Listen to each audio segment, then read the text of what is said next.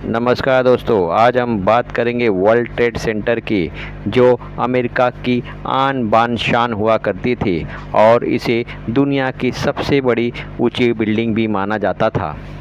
New York के Manhattan स्थित world trade centre 7 building का एक कॉम्प्लेक्स था, जिसमें से ज़्यादातर ऑफिस और कमर्शियल उपयोग के लिए बनाए गए थे। 1970 की शुरुआत में इन बिल्डिंग का काम पूरा हुआ और वर्ष 1973 में इसे ऑफिशियल यूज़ के लिए खोल दिया गया था। इसकी ऊंचाई 1300 फीट थी और यह अमेरिका की शान बान मानी जाती थी और इस बिल्डिंग को दुनिया की सबसे ऊंची बिल्डिंग की मान्यता भी प्राप्त हो चुकी थी। वर्ल्ड ट्रेड सेंटर को स्टील से तैयार किया गया था। इसकी डिज़ाइन ऐसी थी कि यह 200 प्रति मील घंटे से चलने वाली हवाओं को भी झेल सकता था। अगर कोई बड़ी आग लग जाती तो वह भी बिल्डिंग को कुछ नुकसान नहीं पहुंचा सकती थी। धीरे धीरे रात ढलती गई और 11 सितंबर का प्रवेश अमेरिका में हो चुका था। अमेरिका रात में जन्नत से कम नज़र नहीं आ रही थी। सवेरे होते ही लोग रोज़मर्रा की तरह अपने ऑफिस के लिए निकल चुके थे। सवेरे के ठीक 8:46 हो रहे थे। वर्ल्ड ट्रेड सेंटर के उत्तरी टावर से एक विमान टकरा गया। लोगों को यह एक हादसा लगा, जबकि दूसरा विमान 9:03 पर दक्षिणी टावर से टकराया।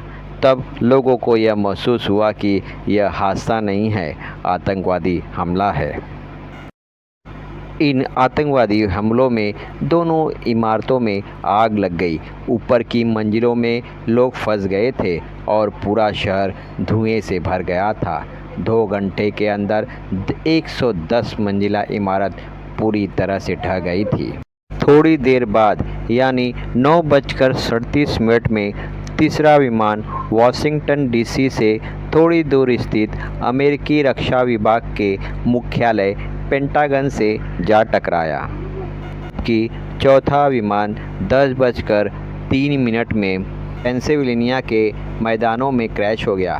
माना यह जाता है कि आतंकवादियों ने वाशिंगटन डीसी के कैपिटल बिल्डिंग पर हमला करने की योजना से इस विमान को इस तरफ मोड़ा था, जो आतंकवादियों और पैसेंजर द्वारा हाथापाई होने से क्रैश हो गया था। दोस्तों, जब वर्ल्ड ट्रेड सेंटर से पहला विमान टकराया था तो अनुमान के मुताबिक इमारत में तकरीबन 17,400 लोग मौजूद थे। उत्तरी टावर में जहां विमान टकराया था, उससे ऊपर मौजूद कोई भी व्यक्ति जीवित नहीं बचा था, जबकि दक्षिणी टावर में जहां विमान टकराया था उससे ऊपर की मंजिलों में केवल 18 लोग ही जीवित बचे थे। मारे गए लोगों में 77 देश के नागरिक शामिल थे। इसके अलावा न्यूयॉर्क सिटी में मलबे की चपेट में आने से भी 450 लोगों की मौत हो गई थी। इस हमले में हजारों लोग घायल हुए थे। इनमें अधिकतर दमकल कर्मी भी शामिल थे। कहा जाता है कि 19 हमलावरों ने इस हादसे को अंजाम दिया था। 3 समूह में 5-5 हमलावर थे, जबकि चौथे टीम में 4 हमलावर शामिल थे।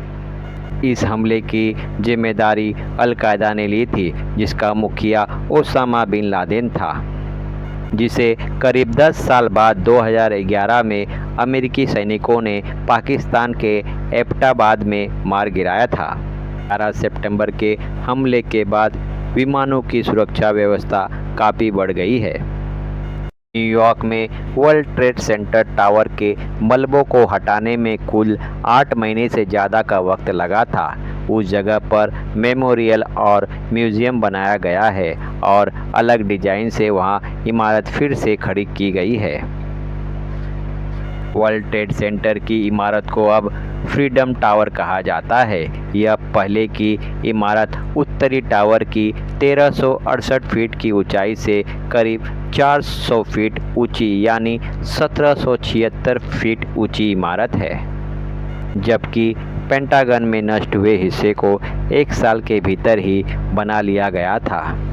दोस्तों, आज 11 सितंबर है, यानी 9/11 अटैक के 20 साल हो चुके हैं। उस आतंकवाद हमले की खौफनाक तस्वीर और तबाही आज भी हमारे सामने ज्यों की त्यों है। इस आतंकवाद हमले में मरने वाले सभी लोगों को भगवान शांति प्रदान करे। ये दो नीली रोशनी न्यूयॉर्क हादसे को याद करते हुए श्रद्धांजलि के तौर पर जलाई जाती है। 9/11 मेमोरियल और संग्रहालय का कहना है कि ये नीली रोशनी हमें हमारे नुकसान की याद दिलाती है। ये रोशनी हमें एक साथ हमारी एकजुटता और ताकत की याद दिलाती है। इस आतंकवाद हमले में शहीद हुए लोगों के प्रति हम भी अपना आदर प्रदान करते हुए इस वीडियो को यहीं पर समाप्त करते हैं। मिलते हैं अपने नेक्स्ट वीडियो में, तब तक के लिए धन्यवाद।